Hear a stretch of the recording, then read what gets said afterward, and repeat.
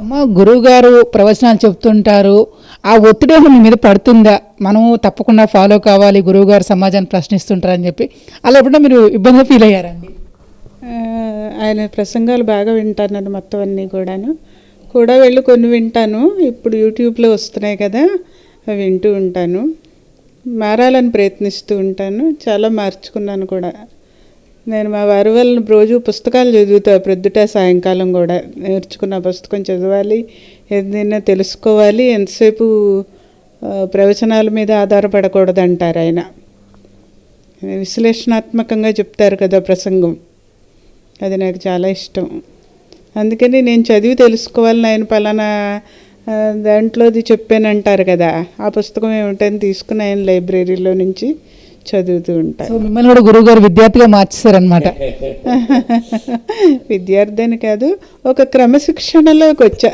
అది గురువు గారు బయట అందరినీ ప్రశ్నిస్తుంటారు, మరి కుటుంబ సభ్యులను కూడా మిమ్మల్ని కానీ పిల్లల్ని కానీ ప్రశ్నిస్తుంటారండి ఇంట్లో? ఏదైనా మేము పొరపాటు చేస్తే మమ్మల్ని వెంటనే ప్రశ్నిస్తారు. అస్సలు వెనక్కి తగ్గేది లేదు. పిల్లలని కానీ భార్యకని కానీ అలా ధర్మం అంటే ధర్మమే అంతే, అలా కాదు పిల్ల అని వెంటనే చెప్పేస్తారు.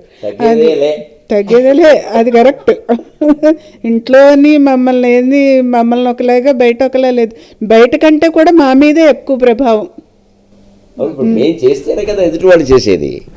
మరి అడగాలి ఖచ్చితంగా, ఎందుకంటే మా ఇంట్లో మేము చేయలేని వాళ్ళని బయట వాళ్ళకి ఎలా చెబుతాం? అది అనుకుంటా. అంటే డెఫినెట్గా మీరు అదే స్థాయిలో ఇంట్లో కూడా సీరియస్నెస్ మెయింటైన్ చేస్తారు గురువు గారు? సీరియస్నెస్ కాదండి, అస్సలు సీరియస్నెస్ ఉండదు. దీంతో చాలా ఈజీగా వెళ్ళిపోవచ్చు మనం. కానీ ఆయన ఏంటంటే ధర్మం, నీతి, న్యాయం, అలాగా అసూయలు, కుళ్ళు బుద్ధులు ఉండకూడదు, ఇలాంటివి చెప్తూ ఉంటారు.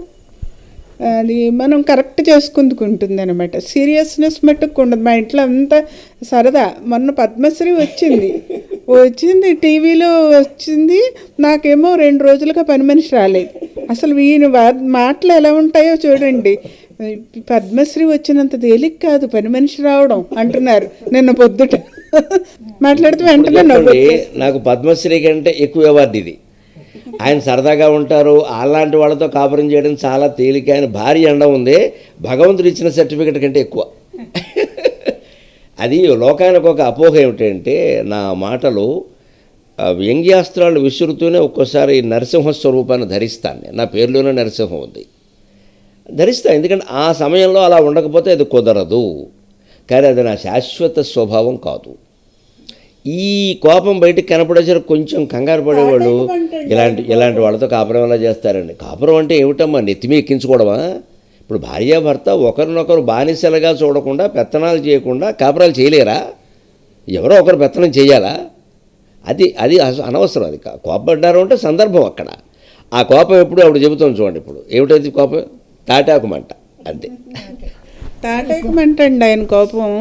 ఏంటంటే ఇలా వెనక్కి తిరిగేసరికి పోతూ, అంటే ఒక రిజల్ట్ ఆశించి వస్తుందన్నమాట. అది అనుకుంటున్నాను నేను.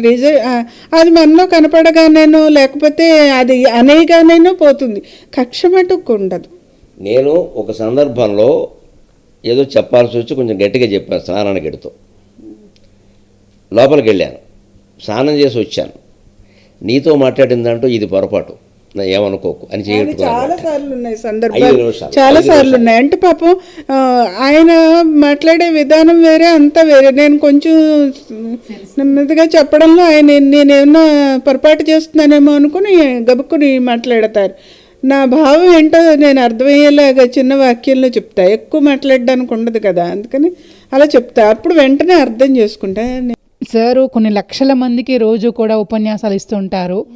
ఇప్పుడు మీరు కూడా మేము చాలా కేర్ఫుల్గా ఉండాలి ఇంట్లో, తను చాలా మందికి మార్గదర్శకంగా ఉండాలని చెప్పి బోధిస్తున్నట్టు నేపథ్యంలో కూడా అలాంటి ప్రెషర్ మీరు ఏమైనా క్యారీ చేశారు, మీరు కానీ పిల్లలు కానీ? ప్రెజర్ ఏం చేయలేదు, కానీ అలా ఉండాలని ప్రయత్నాలు మట్టుకు పూర్తిగా చేస్తామండి. ప్రెజర్ మట్టుకు ఏమీ లేదు. ఎందుకంటే మేము కూడా, మా అమ్మగారు వాళ్ళు కూడా కొంచెం ధర్మం, నీతి అలాగే ఉన్నదే కుటుంబం అంతా. ఇక్కడికి వచ్చిన తర్వాత, ఈయన దగ్గరికి వచ్చిన తర్వాత అవన్నీ కూడా చాలా గొప్ప లక్షణాలని అర్థమయ్యాయి. అలా ఉండడం, అది ఇది. ఈయన ఏంటంటే మాకు భోజనాల దగ్గర కూడా మేము ఏదో రామాయణమో భారతమో ఏదో మాట్లాడుకుంటూ ఉంటారు ఈయన.